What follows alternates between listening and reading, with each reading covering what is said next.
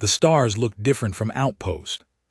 Kepler 7, Commander Tay stood at the observation window and watched the distant galaxy spin in silence. He had been here for 3 years now, and this place felt like home. The Outpost sat on a gray moon, far from Earth, far from any other human colony. 47 people lived here. Most of them were scientists, some were engineers, a few were security guards. Tay liked the quiet. He liked watching his crew do their work. Dr. Yuna spent her days studying the ancient structure they had found half a kilometer from the outpost. The structure was old, older than any civilization they knew. Its walls had strange symbols that glowed in the dark.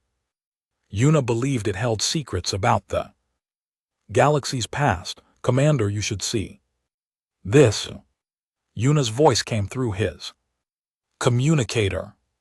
Tay walked through the narrow corridors of the outpost. The walls were metal and cold. The air smelled like recycled oxygen and machine oil. He found Yuna in the research lab. She was looking at her screen with wide eyes. What is it? Tay asked. The structure responded to me today, Yuna said. When I touched it, the symbols changed. I think it recognizes humans specifically. Before Tay could respond, Lieutenant Juan burst into the room. His face was serious. Juan never looked worried, but he looked worried now. We have a situation, Juan said. Unknown ships just entered the system, 12 of them.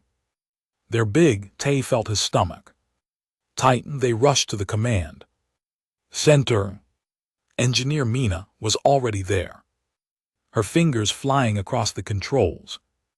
On the main screen they could see the ships. They looked like massive insects, all sharp edges and dark metal. They're hailing us, Mina said. Put them through, Tay ordered. The screen changed. A creature appeared. It had 6 eyes, mandibles that clicked when it moved, and armor that looked like it grew from its body. It spoke in a harsh, clicking language. The computer translated. Humans, you occupy Vreth territory. This system belongs to the Vreth Empire. It has belonged to us for 10,000 years. You will leave within 72 hours. If you do not leave, we will remove you. Tay kept his voice calm. This is Commander Tay of Earth Station. Kepler 7, we have claimed the system legally under galactic law.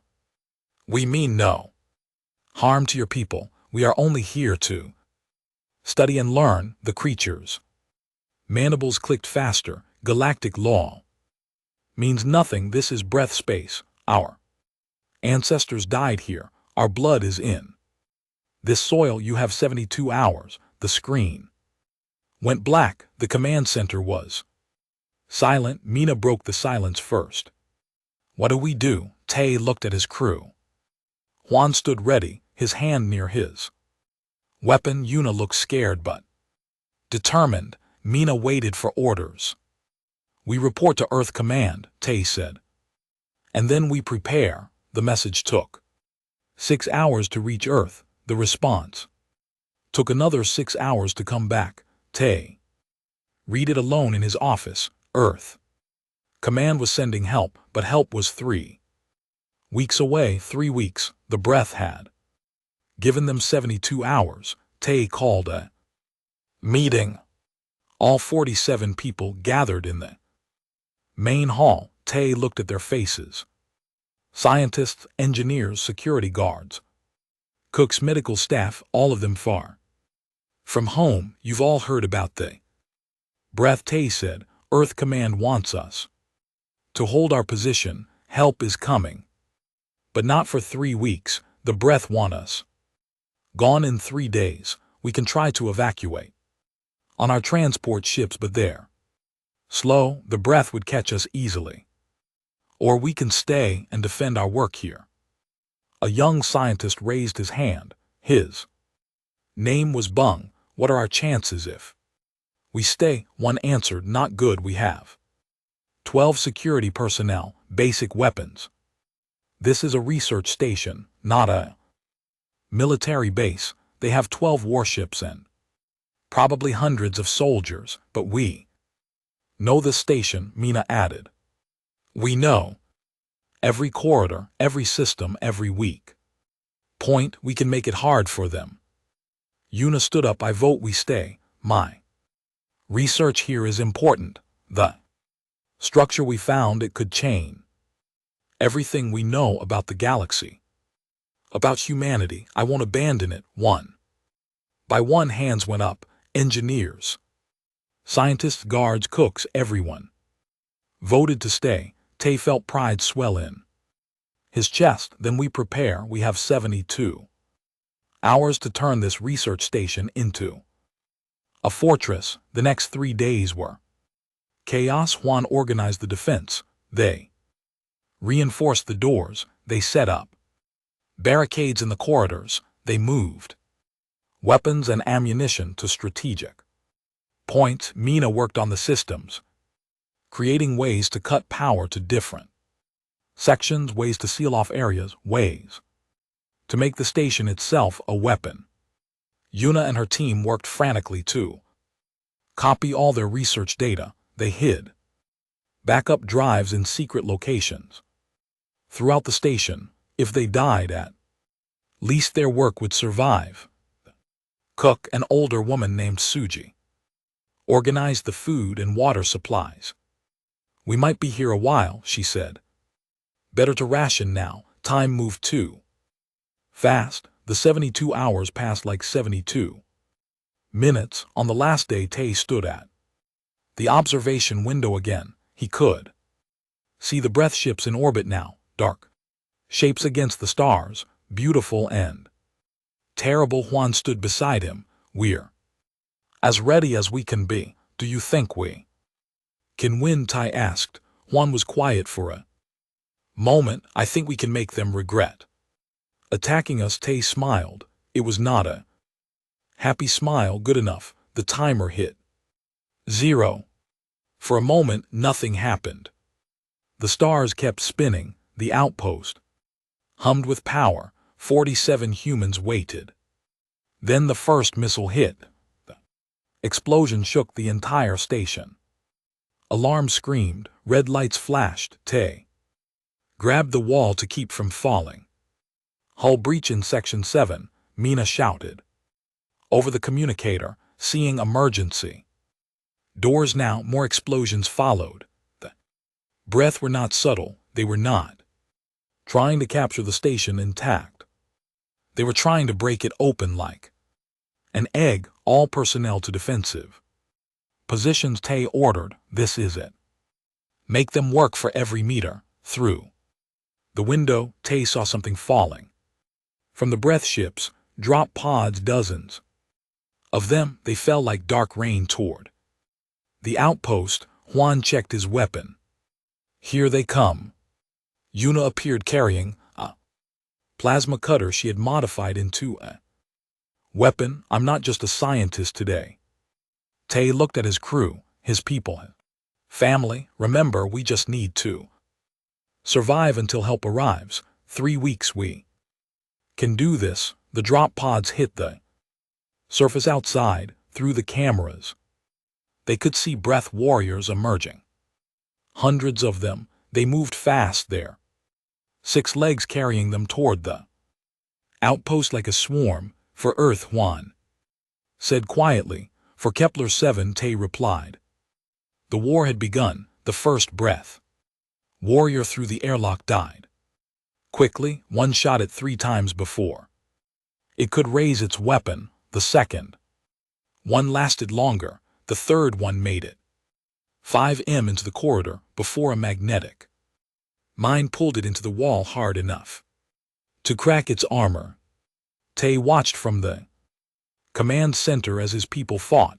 The cameras showed every battle. Every corridor became a war zone. The breath were strong and fast, but humans were clever. They used the station itself as A weapon, Mina SEAL Section 4 Juan shouted into his communicator. He was firing around a corner, keeping a group of breath pinned down. Mina's fingers danced across her controls. Heavy doors slammed shut, cutting off the breaths. Advance, then she did something clever. She cut the gravity in that section. The breath warriors floated helplessly, their 6 legs useless without ground to push against. One's team picked them off easily, but there were so many. 4. Every breath they killed, 5 more came through the breaches in the hull. We can't hold the outer sections, Juan reported. We need to fall back. Do it. Tay ordered. Everyone to the central core. Execute Plan Delta. Plan Delta meant collapsing the western wing. Tay hated the idea. That wing held the living quarters, the recreation area, the greenhouse where they grew fresh food, but it would also trap dozens of wreath warriors and buy them time. Mina, are you ready? Tay asked. She looked pale, her hands shook, but her voice was steady. Ready, Commander. Do it, Mina. Press the sequence. Nothing happened for 3 seconds, then the supports gave way. The western wing folded like paper. Metal screamed. Explosions rippled through the corridors as fuel lines ruptured through the cameras. Tay watched breath warriors disappear under tons of debris. It was terrible. It was necessary. All personnel report. Tay called out. One by one his crew checked in, but not everyone answered. 4 names stayed silent. 4 people who did not make it to the central core in time. Byung, the young scientist. Kwon, a security guard. 2 engineers named Dongho and Jusu, gone. Seal the core. Tay said quietly. We hold here. Central core was smaller than the rest of the station, only 30 rooms and a network of tight corridors, but it was built to survive anything. Triple thick walls, independent life support, its own power generator. They could hold here for weeks if needed. 29 people left now. 29 humans against hundreds of breath.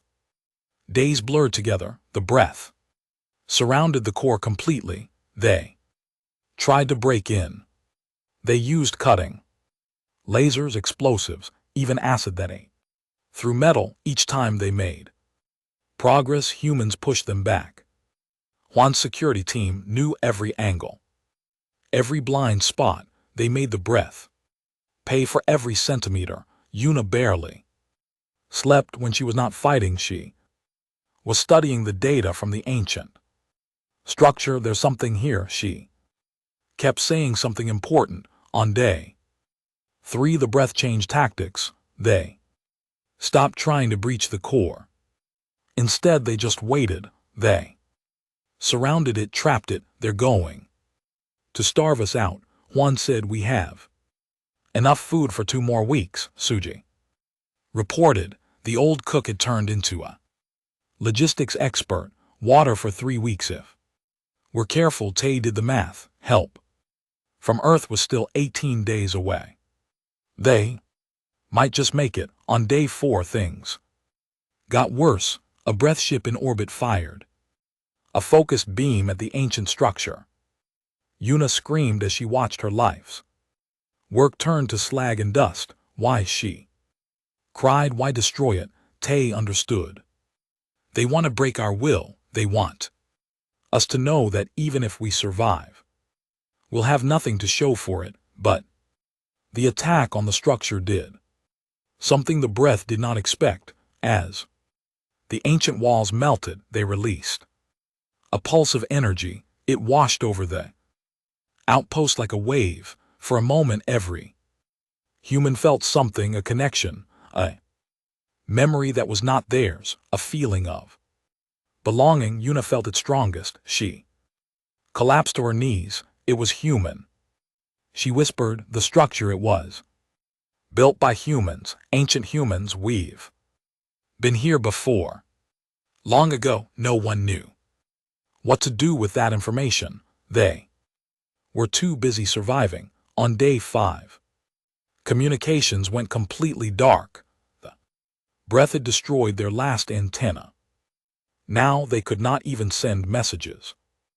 Earth would not know if they were alive or dead. A security guard named Sunho took a bad hit during a fight near the water recycling room. The breath weapon burned through his armor and into his chest. They got him to medical, but there was not much the doctor could do. He died that night holding Suji's hand. 28 left. On day 6, the breath commander sent a message. They used a speaker drone that floated outside the Corps' main door. Humans, you have fought well, but you have lost. Surrender now. We will let you live. We will put you on ships and send you back to Earth.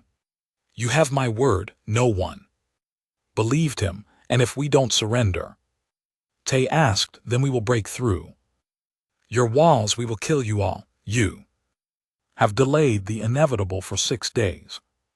But it ends now. We have brought heavy equipment. Your core will fall in hours. The communication ended. Tay looked at his people. They looked back, tired, scared but not broken.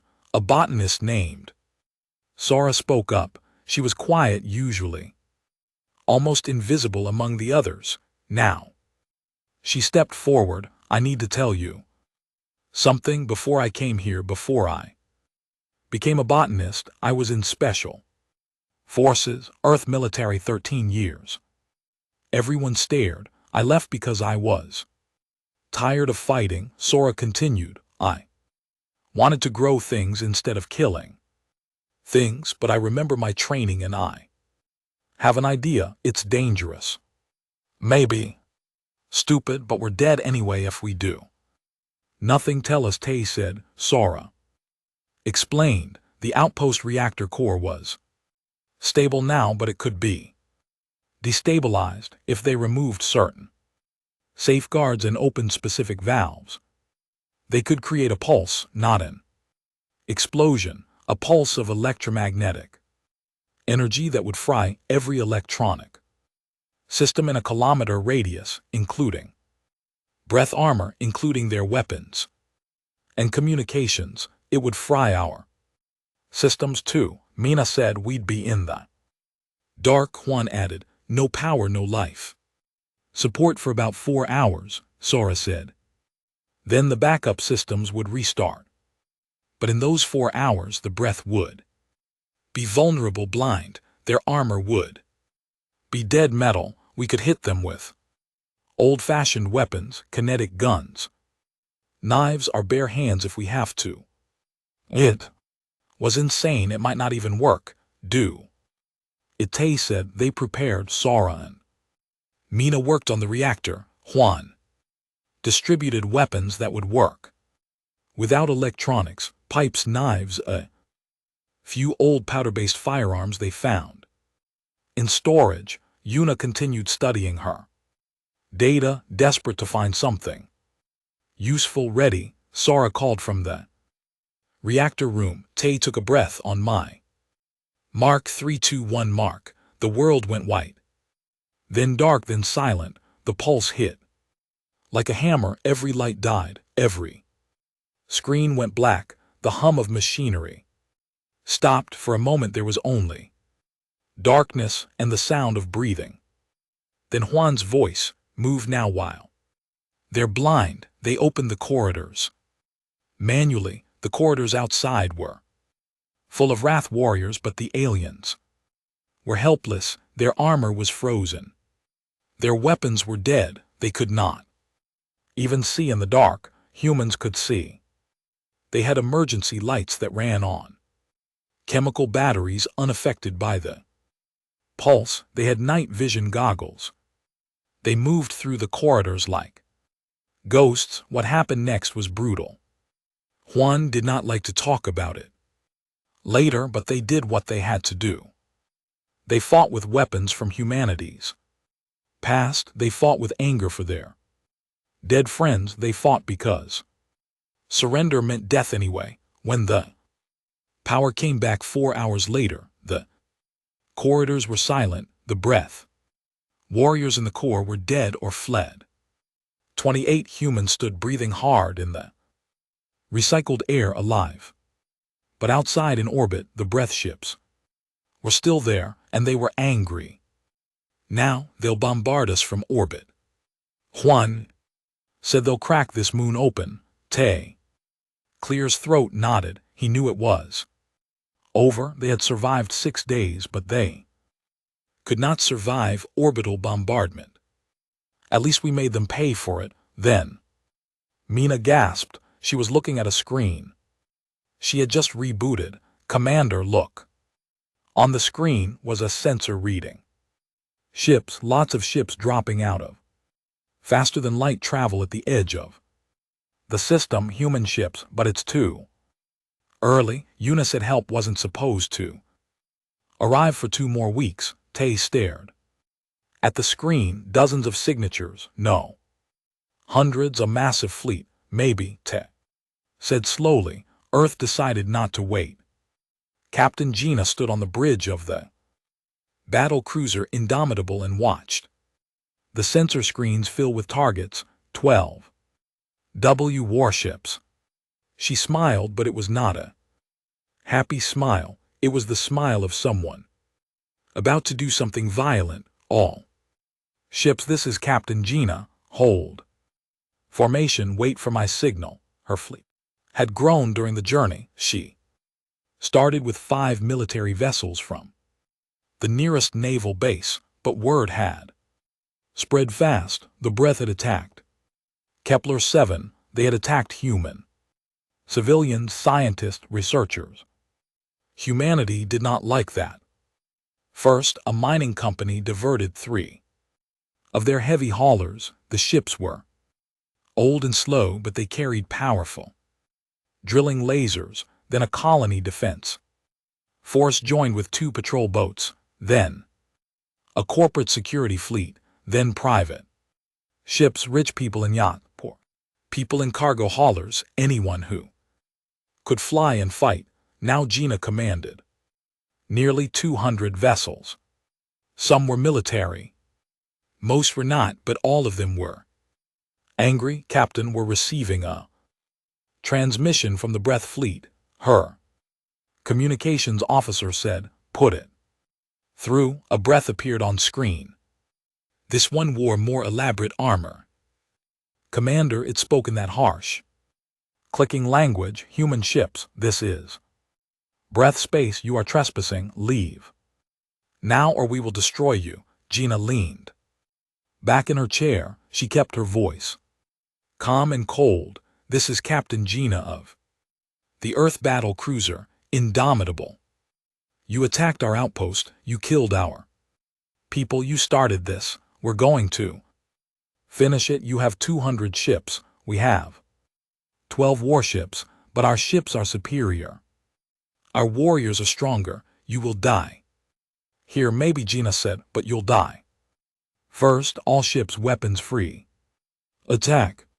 Pattern Delta. Show them what happens when you touch our people. The fleet moved as one. It was not elegant. Mining ships and warships and colony boats did not train together, but they did not need elegance. They just needed anger and numbers. The breath ships fired first. Their weapons were powerful.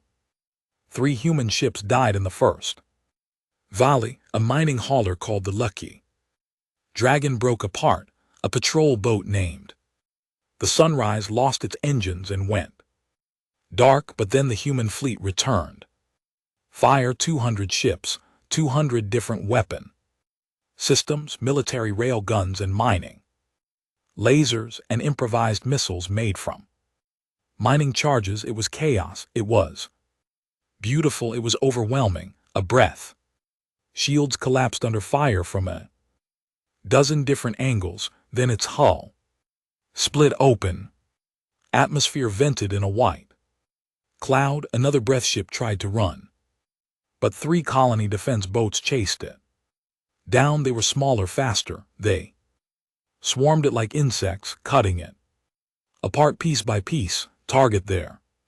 Command ship, Gina ordered. I want to send a message. The Indomitable was a proper warship. It had armor and shields and weapons designed for war. Gina brought her ship around and fired everything: rail guns, missiles, energy weapons. The breath command ships shields held for almost 30 seconds. Then they failed. Gina's weapons carved through the hull like it was paper.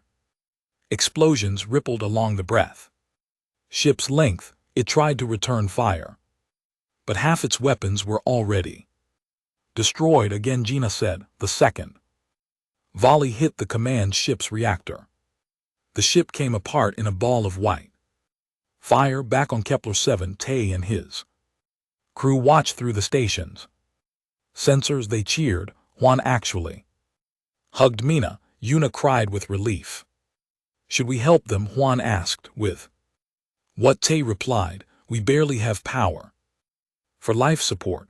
We and LT Unc and GT LL just watch and hope. The battle in orbit did not last long. The breath ships were powerful, but they were designed to fight other warships. They were not designed to fight a swarm of angry humans who did not care about military tactics or formation or rules. When it was over, 9 breath warships were destroyed. 2 more were crippled and drifting. The last one tried to surrender. Gina considered letting it go. Then she remembered the transmission from Kepler 7, the desperate plea for help. The 6 days of silence while Earth wondered if anyone was still alive. No prisoners, she said quietly. Finish it. They finished it with the orbital battle won. Gina turned her attention to the surface. Breath warriors were still on the moon, hundreds of them surrounding the outpost core where TA's people were trapped. Drop teams, you're clear to deploy. Gina broadcast. There are humans down there who have been fighting for 6 days. Let's bring them home. Major Day led the first wave. He commanded a marine assault unit, 100 soldiers in power armor. They dropped from orbit in pods that burned like meteors. The pods hit the gray moon surface hard. Doors blew open. Marines poured out. The VHTH warriors were still reeling from the electromagnetic pulse. Their equipment was just starting to reboot. They were not ready for a fresh attack. Day was not interested in a fair fight. His Marines used heavy weapons, plasma rifles, rocket launchers. They cut through the breath lines like fire through paper. Push forward, Day shouted. Reach the core. Our people are in there. Inside the core, Tay heard the explosions getting closer. That's not breath weapons, Juan said. That's human military hardware. Open the doors, Tay ordered. Let's go meet our rescuers. The corridors opened. Tay led his 28 survivors out. They looked terrible, dirty, wounded, exhausted, but they were alive. Day saw them and felt his throat tighten. Commander Tay. That's me, Tay said. Major Day, Earth Marines. Sir, you and your people fought for 6 days against an entire breath assault force. We had no choice, Tay replied. They didn't give us one. Day looked at the survivors, 28 humans, most of them scientists. They had held off hundreds of breath warriors and 12 warships for 6 days. Your heroes, Day said. Every one of you. Earth is going to remember this. But Una was not listening. She was staring at the ruins of the ancient structure. We have to salvage what we can, she said. The data, the artifacts, it's all important. What was that place? They asked. Proof, Una said. Proof that humans were here. before that were not new to this galaxy we're returning, in orbit Gina coordinated the cleanup. They searched for survivors, they recovered bodies from the destroyed ships, both human and breath. They secured the system. A week later, an official Earth fleet arrived, admirals and diplomats and news crews. They wanted to document everything. They wanted to interview the survivors. They wanted to make Kepler 7 a symbol, but Tay and his crew were already famous. Their story had spread across human space faster than light. The small outpost that refused to surrender, the scientists who became soldiers, the 6-day defense that should have been impossible. Remember, Kepler 7 became a saying, a rallying cry, a promise. The Vreth Empire tried to make excuses. They claimed the attack was unauthorized, that rogue elements had acted without approval, that they wanted peace. Humanity was not interested in excuses.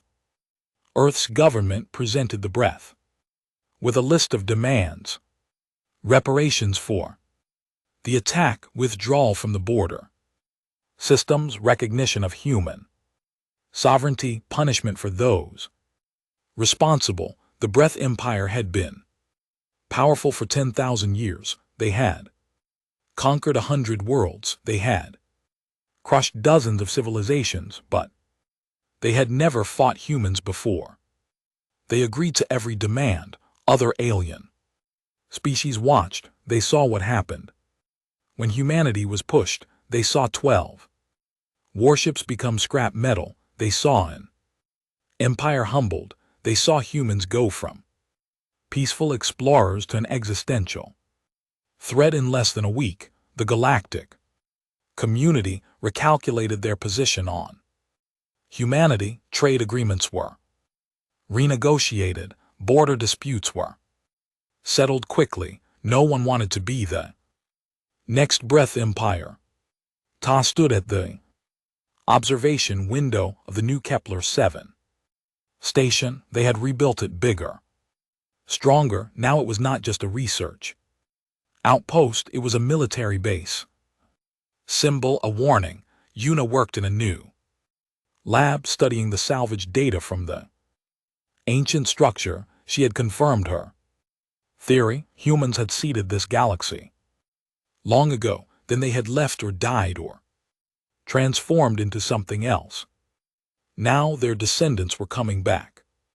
We were always meant to be here, Yuna told Tay one day. This is not exploration, it's remembering. Mina had stayed too. She helped design the new station's defenses. No one will catch us unprepared again, she said. Juan trained the new security force. They had 300 soldiers now instead of 12. Next time someone tries to attack us, he said, they'll regret it faster. Sora went back to her plants, but she kept her old uniform in her quarters. Just in case, of the original 47 only 28 survived, but those 28 became legends. They gave speeches. They trained new soldiers. They reminded humanity why they fought. Captain Gina was promoted to admiral. She commanded the new Frontier Defense Fleet, 50 warships dedicated to protecting human space. We're not conquerors, she told her officers, but we're not victims either. We're the line we hold. Major Day became a trainer for elite forces. He taught young soldiers about Kepler 7, about how a handful of civilians held off an empire. Humans don't give up, he said. Remember that when everything looks hopeless, humans find a way. The galaxy had learned a lesson. Humanity was peaceful, but peaceful did not mean weak. Humanity was friendly, but friendly did not mean defenseless. And humanity remembered its dead, the 19 who fell at Kepler 7. Their names were carved on a monument by Quan Dong Ho. Jaisu, Sun Ho, and 14 others, they had died defending knowledge, defending each other, defending the idea that humans had a right to be in the stars. The Breath military commander, whose name, translated to Sharp Edge, watched his fleet die from his command ship's bridge. He had been confident when they arrived at the human outpost, 12 warships against 1 research station. It should have been simple. It should have taken hours. Instead, it had taken 6 days. And now, watching hundreds of human ships tear his fleet apart, Sharp Edge understood he had made a terrible mistake. All ships retreat formation, he ordered, but it was too late. The human vessels were everywhere. They fought without proper formation, without military discipline, but they fought with something Sharp Edge had never seen before. They fought like they were all one organism. When one ship took damage, others covered it. When a mining ship ran out of weapons, it used its hull as a battering ram. Commander, our shields are failing, his tactical officer reported. Sharp Edge looked at the main screen. The human battle cruiser was coming around for another pass. It was larger than his command ship, more powerful, but that was not what frightened him.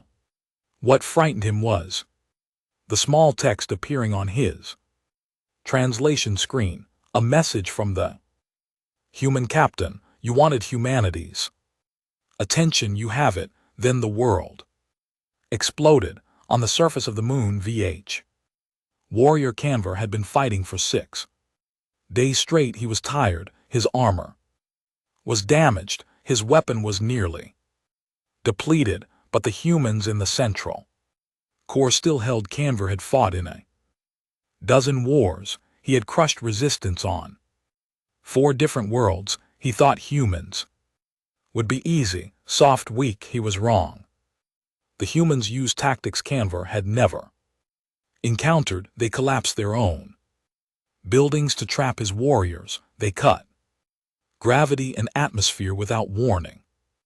They used old chemical weapons, kinetic weapons, even sharpened pipes when their modern weapons failed. And they never stopped. No matter how many breath pushed forward, the humans pushed back. Then the electromagnetic pulse hit. Canver's armor froze. His weapon died. His communication cut out. He stood in the dark corridor, blind and helpless. When the humans came, they did not hesitate. Canver fought with his bare claws, but it was not enough. His last thought was surprise, surprised that creatures he had considered weak could be so ferocious. In orbit, Gina's fleet finished mopping up the Breath warships. She was about to give the order to land troops when her sensor officer spoke up. Captain, I'm detecting movement in the Breath ship graveyard. One of the damaged ships just activated an emergency beacon. Gina frowned. Survivors? Possibly. Ship is heavily damaged, but life support seems functional. Gina thought about it. The easy thing would be to ignore it, let them die in space. But that was not how humans operated. Send a recovery team, she ordered. If there are survivors, bring them aboard. They're prisoners of war now. Her first officer looked surprised. Captain, they killed our people. Yes, Gina agreed, and they'll answer for that, but we're not murderers. We're better than that. Recovery team found 37 Breath survivors. They were wounded, scared, and expected to be executed. Instead, they were given medical treatment and put in secure holding. Major Day reached the outpost Corps and met the survivors, 28 humans, who looked like they had been through hell because they had medical team. Forward, Day ordered. Get these people checked out, food and water, clean clothes. They've earned it. Taya shook His grip was weak. He had not eaten properly in days. Thank you for coming. We came as fast as we could. Day replied. Earth sent every ship that could fly. When we heard about the attack, the whole planet went crazy. You're all heroes back home. Yuna stumbled forward. She looked half dead, but her eyes were bright. The structure. We need to salvage the structure. The data is critical. Day looked at the ruins. Ma'am, that building is slag. There's nothing left. You're wrong, Yuna insisted. I hid backup drives all over the outpost, protected vaults, radiation shielded containers. The Nala survived even if the structure didn't. They assigned a team to help her search. Over the next 3 days, they recovered 17 backup drives. Each one contained years of research, information about the ancient structure, about humanity's forgotten past. Juan worked with Days Marines to clear the remaining breath from the outpost. Most were already dead from the pulse or the fighting. A few surrendered. Juan was surprised to find he felt sorry for them. They were just soldiers following orders like he had been once. What happens to them? Juan asked Day. Prisoner exchange probably, Day said. We're not barbarians. They'll go home eventually. Mina explored the wreckage of the breath ships that had crashed on the moon's surface. The technology was impressive, different from human designs, but not better, just different. Could we learn from this?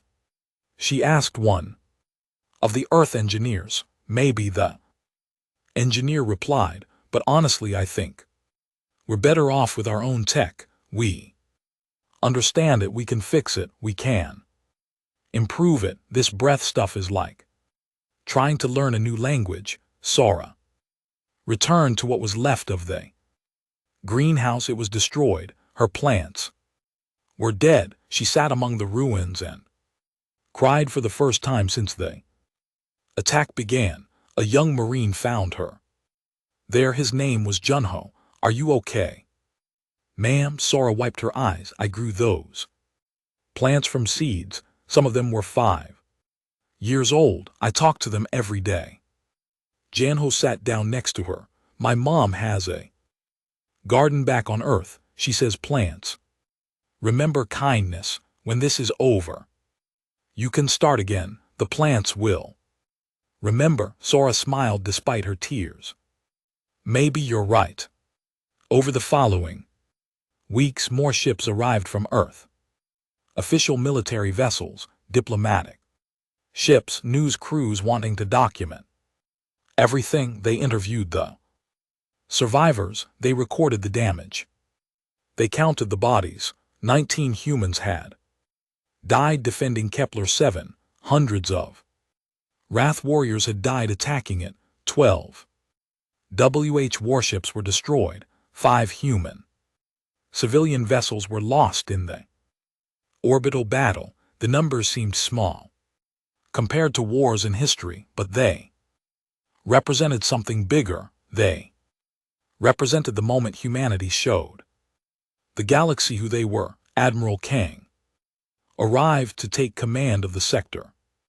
He was an old soldier, gay-haired and serious. He met with Tay privately. You did well, Commander, Kang said. Better than anyone had a right to expect.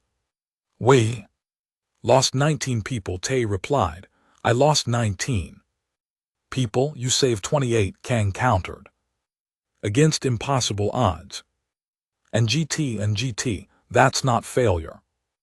And GT, that's a miracle. It doesn't feel like a miracle. Kang poured 2 glasses of whiskey. He had brought it from Earth specifically for this meeting. It never does, but history will remember this differently. You held the line. You showed the galaxy that humanity doesn't break easily. Other species are already changing how they deal with us. Trade agreements, border treaties, diplomatic relation, All because 47 scientists refused to run. Ta sipped the whiskey. It burned going down.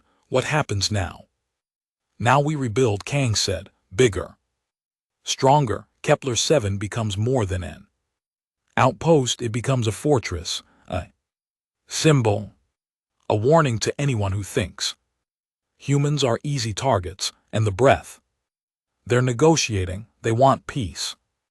They're offering reparations, territory, concessions, technology sharing. The politicians on Earth are having a field day. Do you trust them? Tay asked. Kang shrugged. Trust is earned over time. 4. Now we verify everything. We keep our guards up. We stay ready, but we're not starting wars. We're just making sure everyone knows the cost of attacking us. The diplomatic negotiations took months. The Breath Empire was humiliated. They had lost ships, warriors, territory, and reputation. They blamed Sharp Edge, the commander who had ordered the attack. He was executed by his own people as a scapegoat, but Earth was not satisfied with a scapegoat. They wanted guarantees. They wanted the Breath to pull back from 5-star systems. They wanted compensation for the families of the dead. They wanted formal recognition of human sovereignty over contested space. The Vurath gave them everything. Other alien species watched carefully. The Torvin Collective, who had been aggressive in trade negotiations, suddenly became accommodating. The Rekth Harmony, who had refused to recognize human colonies, sent a formal apology and a treaty proposal. The Sen Federation opened their borders to human ships for the first time in 50 years. Everyone understood the message. Humanity was peaceful. Humanity was reasonable. Humanity preferred cooperation, but humanity would fight. And when humanity fought, they fought to win. Captain Gina, now Admiral Gina, commanded the growing frontier defense fleet from her flagship. The Indomitable had become famous. School children on Earth could recognize it from a picture. Songs were written about the battle. Movies were made. Gina hated the attention. She was a soldier, not a celebrity, but she understood its importance. We need to show strength, she told her officers, not because we want to fight, but because we want to prevent fights. Fear is not the goal. Respect is. Major Day trained a new generation of soldiers. He brought every new recruit to Kepler-7, made them walk the corridors, made them see where civilians held off an army. This is what we defend, he told them, not territory, not resources, people, human beings who just wanted to study and learn. They didn't want to fight, but when they had to, they did. That's what we're protecting, the right of humans to exist peacefully among the stars. The monument to the 19 dead was finished on the first anniversary of the attack. It stood outside the new Kepler-7. 2 years passed. Kepler-7 was no longer just an outpost. It had become a city. 3,000 people lived there now. Soldiers, scientists, engineers, families. The gray moon that once held 47 isolated researchers now hummed with life. Tay still commanded the station, though he had been offered promotions that would take him back to Earth. He refused them all. This is where I belong, he said.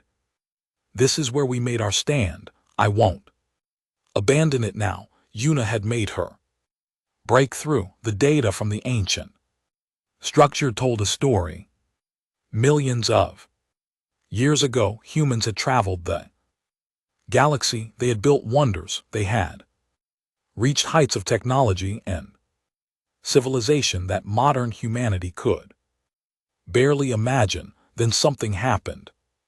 A catastrophe, a choice Transformation the ancient humans had vanished, leaving only ruins and mysteries. We're not explorers, Yuna said during a presentation to Earth's scientific community. We're children, returning to our parents' home. This galaxy is our birthright. We're just remembering that. Her words spread across human space. They changed how people thought about colonization. It was not invasion, it was reclamation. Not conquest, homecoming. Some aliens were not happy about this revelation, but they could not deny the evidence. The ancient structures matched human genetics. The ruins responded to human touch. The symbols in the walls were related to human languages. Humanity had been here before, they were just coming back. Mina had helped design the new Kepler-7 defense grid. It was the most advanced system in human space. Energy shields, point defense lasers, missile batteries, automated defense drones. Nothing would catch them unprepared. Again, honestly, Mina told Juan one day, I hope we never have to use any of this. But if we do, whoever attacks us will regret it within seconds. Juan had trained the new security force into something impressive. They ran drills constantly. They studied the 6-day siege, learning from every mistake, every success. We got lucky, Juan told his troops. The breath underestimated us. The next enemy might not. So we train like we're facing the worst possible threat every single time. Sora's greenhouse had been rebuilt. It was 10 times larger than before. She grew food for the station, but also rare plants from Earth, flowers, trees, things that reminded people of home. Young Marines would come to help her, sometimes finding peace among the growing things. Admiral Gina commanded a fleet of 100 warships. Now the frontier defense fleet had grown quickly. Earth was committed to protecting its colonies. More importantly, Earth was committed to making sure everyone knew that protection existed. Gina visited Kepler-7 regularly. She would walk the corridors where the battle had been fought. The wall still showed scars from weapons fire. They had been left deliberately as reminders. Do you think we'll fight again? Young Captain Hijun asked her once. Probably, Gina replied. The galaxy is large. There are thousands of species, millions of worlds. Someone will eventually decide to test us again. And when they do, we remind them why testing humanity is a bad idea.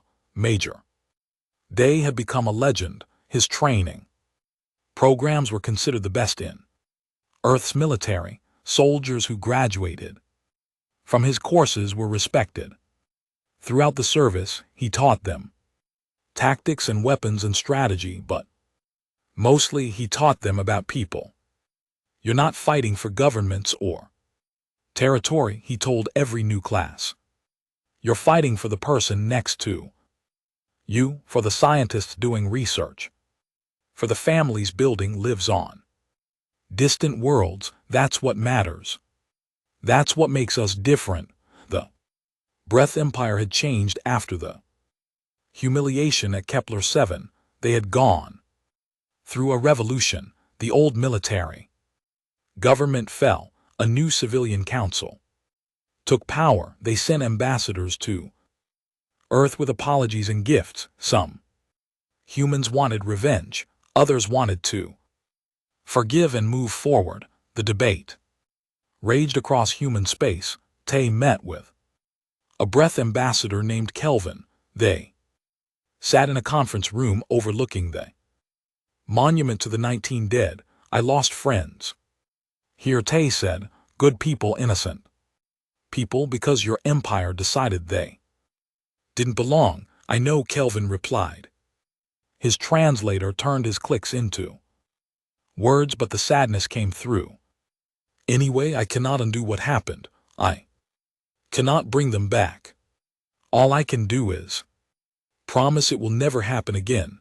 How can I trust that promise? You probably can't, Kelvin admitted. Trust takes time, but we can start with small steps. Trade, cultural exchange, cooperation, scientific projects. We have much to learn from each other. Tay thought about the young breath prisoners he had seen after the battle, scared kids, really just following orders. Okay, he said finally, small steps, but if your people ever threaten humans again, the response won't be measured, it will be total. Understood, Kelvin said. We have learned that lesson. The galactic community was different now. Before Kepler-7, humans had been regarded as newcomers, interesting but not important, weak but friendly, easy to manipulate in trade deals, easy to ignore in political matters. After Kepler-7, everything changed. The Sen Federation opened formal diplomatic relations. They wanted humans as allies, possibly as friends. The Torvin collective stopped their aggressive expansion near human space. They did not want to be the next empire to learn humanity's limits. New species approached humanity carefully. Respectfully, they requested permission before entering human space. They offered fair trade deals. They acknowledged human sovereignty without argument. Some called it fear. Gina called it respect. They finally understand. She told her officers, we don't want to fight. We'll cooperate with anyone who deals with us fairly. But we will not be pushed around. We will not be victims. That's the message. On Earth, the government debated what to do with humanity's new position. Some politicians wanted to expand aggressively, take advantage of the fear and respect, claim more territory, demand more from aliens, but wiser voices prevailed. We didn't fight for power, the Prime Minister said in a famous speech. We fought for the right to exist peacefully. That's still our goal. We're not conquerors, we're defenders. Let's not become the thing we fought against. The people agreed. Humanity expanded, but carefully. They colonized new worlds, but only unclaimed ones. They built new outposts and stations, but they were careful not to intrude on alien territory. They were strong, but they were not bullies. 3 years after the siege, a new alien species made contact. The Veeler from the other side of the galaxy. They were peaceful, curious, and had a question. We have heard the story of Kepler-7. Their ambassador said, how 47 humans held against an empire, how your people crossed the galaxy to defend them. We want to understand what makes humans fight so hard for each other. Tay was asked to answer. He thought for a long time. We're pack animals, he finally said. We evolved in groups, tribes, communities. We're stronger together than apart. When one of us is threatened, all of us respond. It's not strategy, it's not politics, it's just who we are. The Valar ambassador seemed satisfied. That is beautiful, it said, and terrifying. We will remember this.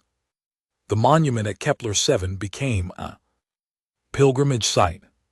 Human soldiers would come from across the galaxy to see it, to read the names, to understand what they were defending. Byung Quan, Dong Ho Ju Sanho, and 14 others. They had not been warriors, they had been scientists, engineers, staff, but when the time came, they had stood their ground. They had fought, they had died, so others could live. Do you think they knew? Yuna asked Tay once, standing Before the monument, do you think they knew how important they would become? No, Tay said, they just knew what was right. They knew running meant abandoning everything, so they stayed. They fought not for glory or fame, just because it was the right thing to do. That's what makes it matter, Una said. They were ordinary people doing extraordinary things.